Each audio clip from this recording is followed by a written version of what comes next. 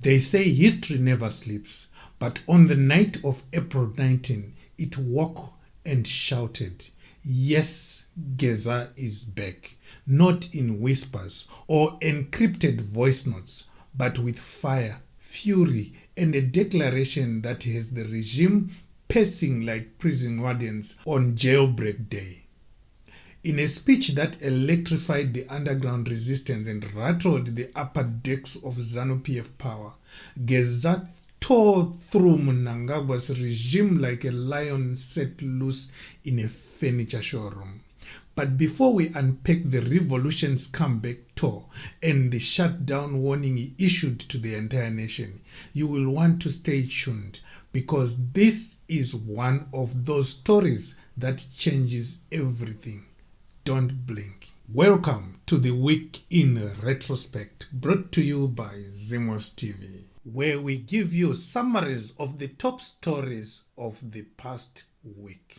In Gokwe, Nembudzia, God himself cancelled Independence Day celebrations by sending enough rain to baptize the entire ZANU-PF Politburo. The Mahumbo version of the event, hosted by child leaders, went just fine, but come April 18, when the real crooks took the stage, the venue turned into a national swamp. No drainage, no engineers, no shame, just millions spent building what turned out to be a glorified kiddie pool. Delegates who were buzzed in from across the region sloshed through the mud for their reward: a muddy shoe and a soggy $10 plus a piece of chicken slice. And just like that, independence drowned in incompetence. But let's jump tracks, literally, to Rovos Rail, the pride of African luxury travel, the most luxurious train in the world, which found itself in a head-on collision because in Zimbabwe, even first class doesn't guarantee survival. Details remain murky, but what's clear is this: when even the elite crash, we are all just passengers on a runaway train called ZANU-PF. The injured were taken to hospitals in Gwanda and Matadei in Bulawayo. And unfortunately, it was the staff that were injured. All the tourists that were on board were unharmed. And Rovos Rail has promised to refund all the tourists their money. Brace yourself. More wreckage ahead. Meanwhile, Prophet Ian Lovu celebrated his spiritual maturity with a fresh pair of cars and a briefcase of cash from Wicknell Blessed ATM Chivayo. Total value $150,000. Just your average Sunday tithe, right? The prophet says it's for the work of God. We say it's Matthew 4 verse 8 to 10 with a twist of Proverbs 21 verse 27. Because when corrupt money wears a church suit, it still smells like sin. What does it profit a prophet to gain the whole fleet and lose the congregation's trust?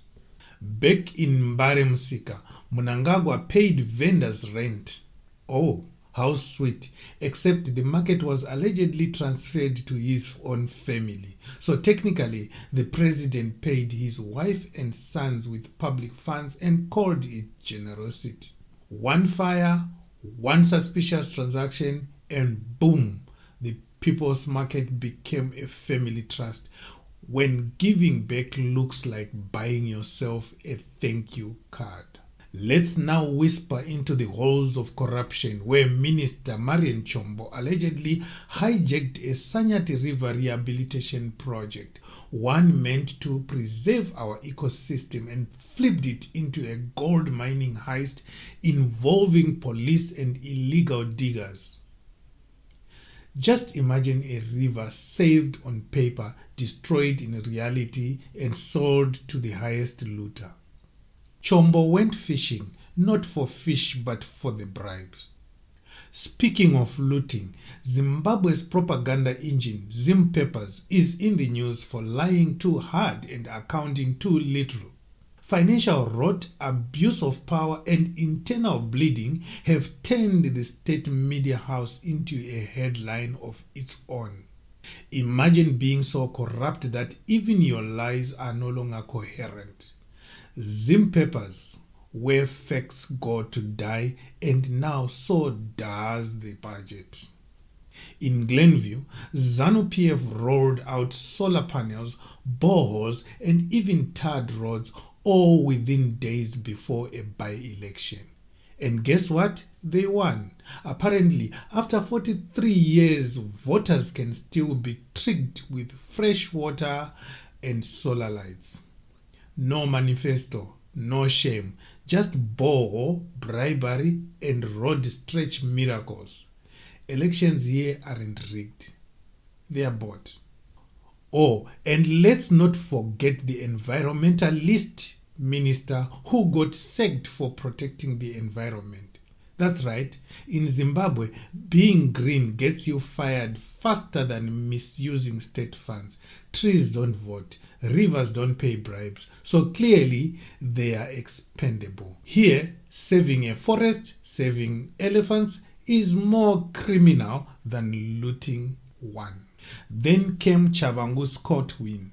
Right on time to help Mnangagwa dodge impeachment, the Triple C ghost leader is now officially the regime's backup generator, silent until needed and then suddenly lighting up the war parliament. If betrayal was a political party, Chabangu would be Secretary General. The ghost is real and it votes.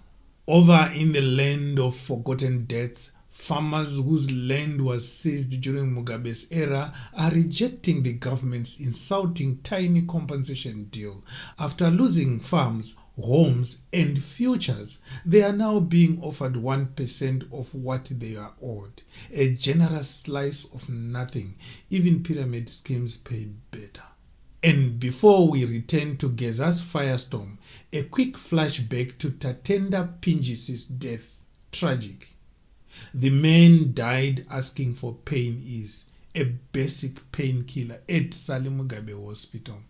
Not morphine, not surgery, just a tablet. His death has now become the national symbol of our health system collapse.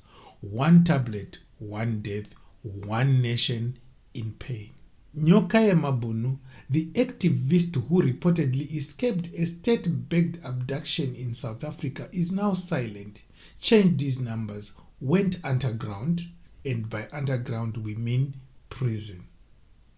And yet the ministers who threatened him are still tweeting threats like teenagers with banner accounts. Freedom of speech has now become a GPS signal to track you down. Finally, before we return to our main dish, Hopewell versus Chamisa. Hopewell Chingono lit up Twitter accusing Nelson Chamisa of soft pedaling the dictatorship. Chamisa's fans came out like avengers and they clashed. ZANU-PF clapped quietly from the sidelines, wondering why the opposition insists on fighting each other harder than the regime. We need leadership, not a live-streamed civil war. And now, the main event you've been waiting for. Geza is back, not in audio snippets or encrypted tweets, but in full force, delivering a fiery, defiant speech on April 19 that shook the regime to its core. No metaphors, no warming up, just straight fire. He opened with a thunderous condemnation of President Mnangagwa, accusing him of national mismanagement and being medically unfit to lead due to vascular dementia, a condition Geza claims ZANU-PF top officials are hiding while they loot behind the mask of a fading president. Geza didn't stop at diagnosis. He demanded impeachment, revealing an active campaign already underway. According to him, efforts are being blocked by the House leader and Senate president so they can keep bribing MPs with land and cash to shield the president. Geza called it state capture disguised as procedure and promised the curtain is about to fall. But then came the game changer. As the people of Zimbabwe. On Tuesday and Wednesday, 22 and 23 April 2025, munhu wese kumba. Every Zimbabwean must stay at home. We must shut down Zimbabwe completely. This is to make a strong statement to Mnangagwa and his Ganandos. Shops, industries will not open. Combis will be packed. From the cervix of your home, police will not take us you. But if they ever come to you, you have the right to defend yourselves. A national shutdown protest on April 22 and April 23. Not a march, not a hashtag, a total coordinated stay-at-home resistance. He urged all Zimbabweans to hold the country. No shops, no buses, no excuses. If the economy doesn't work for us, he said, then we won't work for the economy. 2 days of silence to scream, we have had enough. And then came the corruption receipts. Wicknell Chivayo, accused of burning through 1.1 billion rands in shady election procurement. Guvamatanga, who allegedly guaranteed $20 million to a suspicious company, Valley Seeds, and the mysterious $8 million per month flowing to a ghost shell company with no staff, no office, and no trace. But perhaps the most shocking layer was spiritual. Geza said the rains that drowned Independence Day were God's weapon of war. He framed the shutdown not just as a protest, but a divine assignment. This wasn't just politics. This was prophecy. He closed with a bold clarity. We are not waiting for deliverance. We are delivering ourselves. Then he left no questions and answers, no press kits, just a deadline. April 22 is the day. This is no longer politics. It's a countdown. And come April 22, Zimbabwe will speak, not with ballots, but with stillness. You heard it, Zimbabweans. You are tired of this government treating you like you are second-class citizens. All that Geza is asking is for you not to go to work, not to go to sell your vegetables, not to go to sell your tomatoes, just for 2 days. Remember, during the liberation struggle, some people left school at age 7, 8, 9 and went and joined the liberation struggle. And for years, they were in the bush just for you to be free. If you want your children to be free, this is the time to show that you love your children and you love Zimbabwe and you are patriotic. Just stay away from your business for just 2 days. 2 days. Surely you will not die. Stay tuned because Zimwaves TV will be watching every second. Share, subscribe, and like.